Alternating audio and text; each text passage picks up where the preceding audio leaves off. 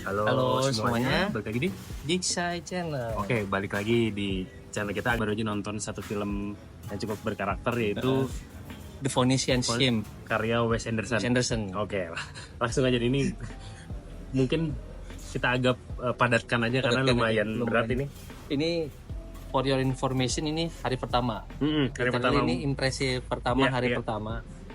Ini tuh sekarang gak tau udah film keberapa Wes Anderson sih, cuman ini kayaknya syukurlah akhirnya bisa ada film Wes Anderson tayang resmi di bioskop. Oh iya ya, karena yang sebelumnya Gak pernah tayang. enggak ya.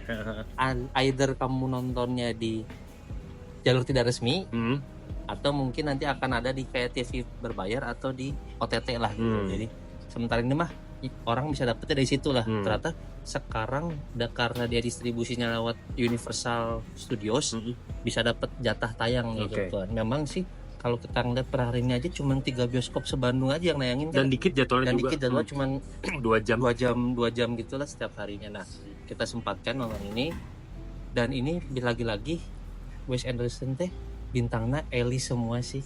Magnet filmnya itu selalu karakternya banyak dan suka muncul kayak musiknya cuman kayak sekilas-kilas tapi teh bikin warna gitu. Nggak ada yang porsinya pas tapi padat gitu. Nah, tapi tokoh utama kita di sini asli ini kataku salah satu leading terbaik setelah Ralph Fiennes di Grand Budapest Hotel.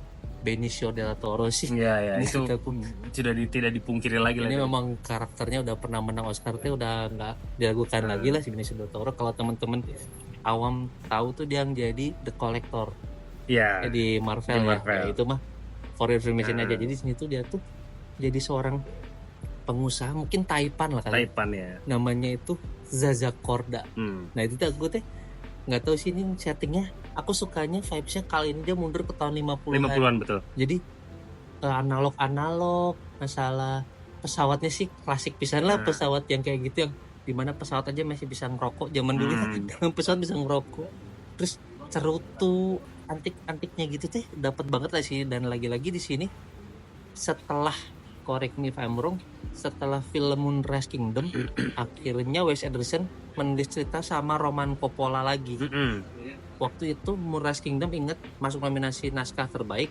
Roman Coppola itu keponakannya Francis Ford Coppola lah kalau teman-teman tahu yang bikin Godfather. Nah, jadi di sini tuh ada nama penulis yang besar juga, udah pernah masuk nominasi Oscar, digabung dengan Wes Anderson yang baru saja menang Oscar. Tapi lucunya bukan film panjang kan, film pendek di Netflix. Kalau teman-teman mau nonton itu yang meranin Benedict Cumberbatch. Jadi di sini tuh setelah di film pendek itu dia akhirnya dikasih lagi long feature lagi di film ini Phoenician Scheme, dan akhirnya setelah tayang resmi di luar bisa juga ke bagian Indonesia. Kalau secara plot sih intinya seorang Taipan orang kaya pengen punya proyek ambisius, tapi dia memiliki skema ini teh ekonomi banget lah sebenarnya. Ya ini agak-agak banyak konsep ekonominya gitu. Jadi ceritanya waktu itu dia kan pernah dianggap katanya pemimpin pasar, si Mister 5% dan sebagainya, itu pasar teh pengen ngelawan dia gitu. Iya, karena sering dia lakukan itu jadi pasar nggak suka. Nah, ceritanya di sini tuh ada sabotase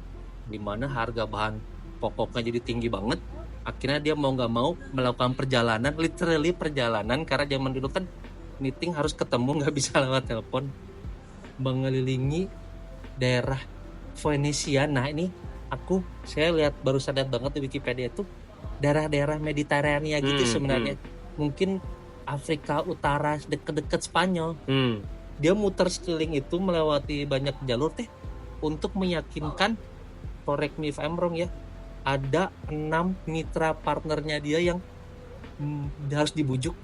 Kamu mau nggak dikurangi jatah sahamnya? Inti ceritanya masih negosiasi itu road trip tapi dengan banyak konspirasi. Dan lagi-lagi ciri khasnya Wes Anderson tuh yang offbeat komedi gitu. Padahal tuh lagi serius tapi tuh ada aja yang kayak orang merongol gitu kayak gitu apa gitu sih. Tapi di sini tuh highlightsnya itu aku sukanya si Margaret Stapleton yang jadi anaknya, sama ini kataku Michael Cera cukup mencuri sih di sini sebagai si Bjorn. Dia bisa nampilin comedic timingnya pas, di samping serius banget sebenarnya. Dan lagi-lagi aku sukanya ada hal yang baru sih di film ini. Jadi secara sinematografinya juga ada yang baru nih. Sebelum ini dia belum pernah mainin monokrom atau hitam putih. Di sini dia bermain di situ gitu. Dan aku pinter pengambilan itu karena ada maksudnya. Mungkin kalau teman-teman pernah nonton terakhir tuh Oppenheimer gitu. Cuman bedanya kalau Oppenheimer, kalau teman nonton itu emang ada maksudnya ya. Dia menggambarkan masa lalu atau pihak yang bertentangan. Sedangkan kalau berwarna kan masa sekarang atau present atau maju ke depan. Nah, di sini tuh ternyata menurut kami, mungkin sih Diego bisa mengamini, ini kayaknya film paling religiusnya Wes Anderson. Ada unsur religi ada dalamnya. unsur religi sih, mungkin karena dia basicnya dari Texas, mana ternyata banyak lah di orang teh kadang melakukan hal ini teh, masalah politik, masalah ekonomi teh kadang akhirnya kebentur masalah hati nurani. Sebenarnya sih hati nuraninya masalah hati nurani, tapi di sini tuh karakter si anaknya yaitu si Liesl itu ceritanya seorang biarawati. Jadi dia tuh pengen ngasih contoh yang baik ke anaknya. Satu sisi dia tuh pebisnis yang tanda kutip suka melakukan hal yang tidak semestinya gitu kan. Jadi di sini tuh ada pertentangan moral di situ juga, tapi satu sisi teh duit. Nah, itulah paradoks yang ada di film ini tuh. Bagusnya di situ sih penulisan Roman Coppola ditambah dengan witty-witty-nya si Wes Anderson tuh jadi masuk gitu di film itu. Kalau dari pandang saya tuh ini film paling religius secara bukan masalah menggurui soal agamanya, tapi kayak pesan-pesannya gitu di sini tuh mau ditampilkannya ke penonton tuh gitu sih Wes Anderson. Tapi nggak tahu kalau secara artnya atau secara stylenya mungkin Vega bisa masukkan apa gitu. Ya, tadi Gigi udah banyak mention soal plot dan message di dalamnya. Cuman memang ini menurut gue sesi pertama yang gue terima adalah karya yang punya layer cukup banyak gitu. Jadi kita semua udah tahu lah formula dan trademarknya Wes Anderson seperti apa. Cuman yang gue lihat di sini untuk mencernanya buat gue cukup membutuhkan effort gitu, karena ketika lu melihat komposisi sama penyusunan visualnya itu tuh, kalau tadi gue mungkin semuanya Wes Anderson, cuman tadi gue kerasa banget seperti lukisan jadinya. Dan tadi di terakhir kreditnya juga ada beberapa referensi lukisan yang dipakai gitu. Jadi kalau untuk secara penulisan cerita sebenarnya kalau Wes Anderson memang tidak pernah ada cerita yang istimewa banget ya, maksudnya selalu kayak ya udah ini kan intinya perjalanan bisnis segala macam. Cuman memang kalau untuk teman-teman yang kurang aware dengan topik-topik ekonomi ataupun akuntansi gitu, jadi agak kalem-kalem ini apa nih gitu kan gitu. Nah itu gue agak kerasa di situ. Cuman gue di situ makanya tadi gue lebih fokus ke visual dan penceritaannya gitu. Paling itu sih dari kaget aja gitu si Wes Anderson mau masuk ke ranah ini. Kan biasanya kadang film-film dia tuh remeh-remeh ya, kayak perjalanan ke dalam laut di Life Aquatic with Steve Zissou. Terus tiba-tiba tentang Rega Broken Royal Tenenbaums gitu kan. Terus tentang 3 kakak beradik melakukan perjalanan di India, The Darjeeling Limited gitu kan. Kita pernah bahas itu ya. Kita pernah bahas beberapa rekomendasi karya Wes Anderson. Sekarang tuh dia kayak mendobrak itu semua gitu. Jadi kayak, dan boleh setuju boleh enggak ya, kayaknya ini salah satu ending paling biasa aja.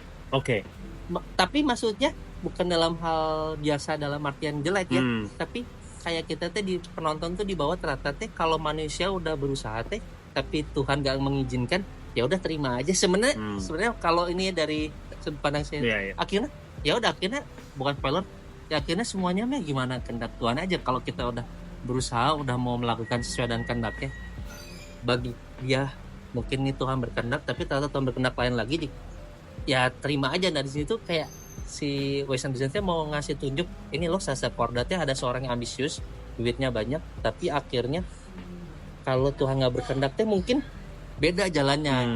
Nggak mau spoiler, cuman istilahnya perjalanan yang dilakukan itu dari awal kelihatannya membuahkan hasil ya, tapi ternyata makin kesini tuh persoalannya ternyata bukan soal cuman motong saham, potong bagian doang, ternyata ada persoalan lebih mendalam lagi gitu. Dan aku suka di sini tuh ternyata kayak semua mitra itu kan diwakili dengan, aku nggak tahu nih lah perksnya si Wes Anderson kayak disimpan di kotak sepatu gitu. Jadi kayak itu teh maksudnya apa gitu. Kotak sepatunya teh beda-beda, motifnya beda-beda, cuma dikasih tulisan ini. Jadi kayak simple itu sebenarnya hidupnya si Sasa Korda, tapi teh bagi orang ngeliat yang orang iri tanda kutip yang tidak pengen dia sukses teh, wah pasti dia mah banyak intriknya, banyak ini malah. Loh, saya tuh semudah gini aja nonton Kalau gitu. secara gua ringkas dalam beberapa kalimat, memang orang pengusaha yang ambisius, yang ternyata hatersnya banyak gitu Hatersnya ya, banyak. dia mencoba memperjuangkan sesuatu. Iya. Dan ternyata terakhirnya ya mungkin teman bisa lihat sendiri nanti endingnya seperti apa. Ya ternyata tidak semegah itu. Tidak gitu. semegah itu. Iya, Ya, gitu, dan- itu sih bukan soal biasanya tidak megah. Iya. Gitu. Kayak ya udah aja. Ternyata ya itu aja gitu. Mungkin ada sih tadi berapa yang berdecak gitu. Oh, kok gini doang ya? Kita berdua juga pertama lihat-lihatan. Tapi pas kita sambil jalan sambil meresapi teh, oh ada pesannya sebenarnya. Iya, Cuma iya. mungkin cara layernya terlalu banyak. Nah itu. Jadi gak nyampe Iya, gitu. mungkin teman-teman yang mau kasar mau mendalami ya, itu lu harus nonton lagi kayaknya sih. Maksudnya untuk elemen-elemennya dan penceritaannya, karena lu main pace-nya agak lumayan cepet ya, Gi? Cepet soalnya ini cuma sejam 44 menit. Iya kan? Nah, Agak cepet gitu. banget itu. Aku tuh kenapa bingungnya teh ya? Kenapa kita teh kayak nggak dikasih waktu buat mencerna lebih lama dikit lah misalnya. Ya malah ini kalau saya pribadi pengennya 2 jam gitu durasinya. Tapi ternyata inilah guys sakit we gitu. Nah, itu aja sih mungkin kalau picknya kita mah gitu sih. Langsung kita rating apa simpulkan? Boleh lah. Nah, teman-teman kalau boleh nonton film dia sebelum ini namanya Asteroid City ya. Itu tuh udah ada di OTT ya. Nah, itu kebetulan nggak tayang tapi waktu itu heboh di festival-festival. Iya. Kalau itu saya sih jujur saya lebih suka ini daripada Asteroid.